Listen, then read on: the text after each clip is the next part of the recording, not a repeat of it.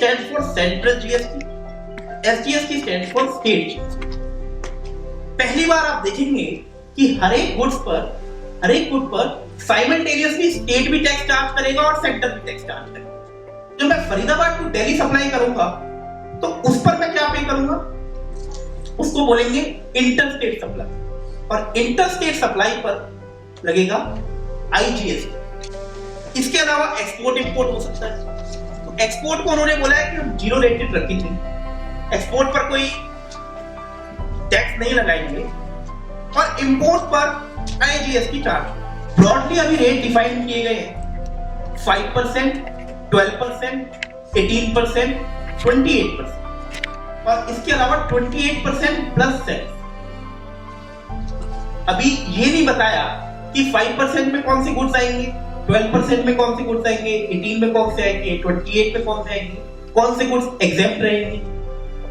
ये कैसे डिफाइन करें कि ये जो मैं सप्लाई कर रहा हूं ये इंटरस्टेट कर रहा हूं या इंट्रास्टेट कर रहा हूं। तो डिफॉल्ट प्रोविजन ये है कि जहां मैं हूं, for example my office, my factory is in Haryana and I am delivering good to Delhi, so by default place of supply will be Delhi, so it will become interstate supply and you will be charging IGST. However, there are certain exceptions to this rule. Services के case में भी ऐसा ही है। Tax पे कब करना है, लगेगा कब टैक्स। एक मेजर चेंज कि एडवांस अगर आप लेते हैं अपनी गुड्स के लिए, आपने किसी को गुड्स सप्लाई करने हैं, उससे बोला कि आप मुझे एडवांस दे दो, तो एडवांस पे आपको तभी की तभी टैक्स पे करना है गवर्नमेंट, और एक रजिस्टर्ड टैक्सेबल पर्सन को इनपुट टैक्स का क्रेडिट मिलेगा गुड्स और सर्विसेज जो वो खरीद कर लाएगा, provided they are utilized in the course of furtherance of business. वो अपने बिजनेस में इसको यूज करें। बहुत सिंपल है, आपको क्रेडिट मिले इसके लिए आपको कुछ कंडीशंस फुलफिल करनी। पहली कंडीशन सिंपल, आपके पास इनवॉइस होना चाहिए। दूसरी कंडीशन, गुड्स रिसीव हो जाने चाहिए। Buyer has to ensure that supplier has paid tax on the goods which the buyer has purchased. Credit utilize कैसे हो, आपने IGST अपने इनपुट पर पे किया है, that you can utilize towards your IGST liability first, जो आपकी cell पर बनेगी। उसके बाद इसको आप CGST लायबिलिटी अगर कुछ है उसके अगेंस्ट एडजस्ट कर सकते हैं। उसके बाद कुछ SGST लायबिलिटी अगर है उसके अगेंस्ट एडजस्ट कर सकते हैं। उसके बाद जो CGST आप पे करेंगे अपने इनपुट पर वो CGST के अगेंस्ट एडजस्ट होगा, फिर उसके बाद में IGST के अगेंस्ट एडजस्ट हो सकता है। उसके बाद में अगर SGST पे करेंगे तो SGST के अगेंस्ट एडजस्ट होगा, बचा हुआ आप IGST के अगेंस्ट एडजस्ट कर सकते हैं।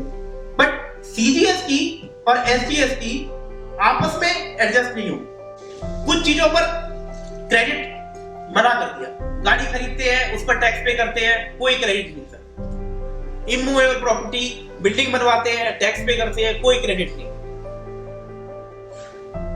क्लब की मेंबरशिप लेते हैं, ब्यूटी ट्रीटमेंट कराते हैं, आउटडोर केटरिंग कराते हैं, उस पर कोई टैक्स पे करते हैं, कोई क्रेडिट नहीं। गुड्स चोरी हो गए, डिस्ट्रॉय हो गए, राइट ऑफ कर दिए, कोई क्रेडिट नहीं। जो क्रेडिट लिया था, चोरी अगर हो गए रिवर्स कर। सबसे पहले सेलर रिटर्न फाइल करेगा 10th of next month. Automatically ये सारी डिटेल्स परचेजर के पास चली जाएगी।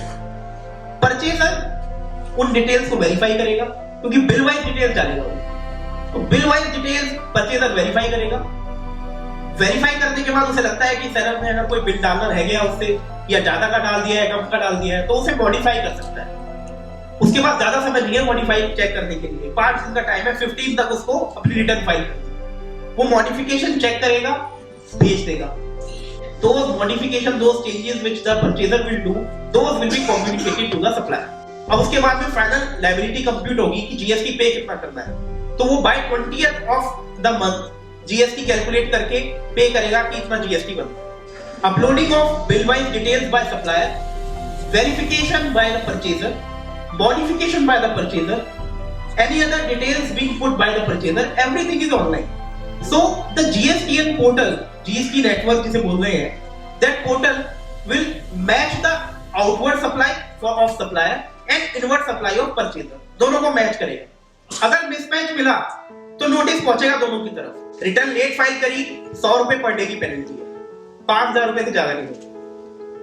मंथली रिटर्न जाएगी, तो अगर आपकी एक स्टेट में रजिस्ट्रेशन है, सो 12 returns of outward supply, 12 returns of inward supply, 12 final return जो 20th को फाइल होगी, 36 रिटर्न प्लस 1 रिटर्न और 31st of December of financial year, तो 37 रिटर्न तो ऐसे ही। अब चलते हैं सर रजिस्ट्रेशन। किस किस को रजिस्ट्रेशन कराने की जरूरत है?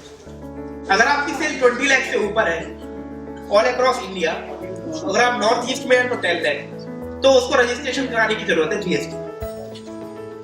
अच्छा, टर्नओवर में क्या लेंगे? जो टैक्सेबल सप्लाई है आपकी सारी बोलेंगे। अगर आप कोई एग्जाम सप्लाई कर रहे हैं तो वो भी टर्नओवर का पार्ट बनेगा फॉर कंसीडरिंग योर रजिस्ट्रेशन। और अगर आपके दो बिजनेस वर्टिकल्स हैं एक ही स्टेट में, मतलब आप दो तरह का काम करते हैं एक ही स्टेट के अंदर, तो आप डिफरेंट रजिस्ट्रेशन भी ले सकते हैं एक स्टेट में, आपकी कंप्लायंस बढ़ जाएगी। कुछ लोगों को 20 लाख की लिमिट पार होने से पहले ही रजिस्ट्रेशन लेना जरूरी है। कौन से लोग? ई कॉमर्स ऑपरेटर जो वेबसाइट चला रहे हैं ई कॉमर्स, या जो लोग ई कॉमर्स वेबसाइट के थ्रू अपना सामान बेच रहे हैं, उनके लिए the moment they start doing business they have to obtain GST number. या फिर कोई हरियाणा टू दिल्ली सप्लाई कर रहा है या दिल्ली वाला हरियाणा सप्लाई कर रहा है, मतलब इंटर स्टेट सप्लाई कर रहा है, तो वो 20 लाख की लिमिट उसके लिए नहीं है। 20 लाख की लिमिट केवल इंट्रा स्टेट सप्लाई अगर कोई कर रहा है तो उसके लिए।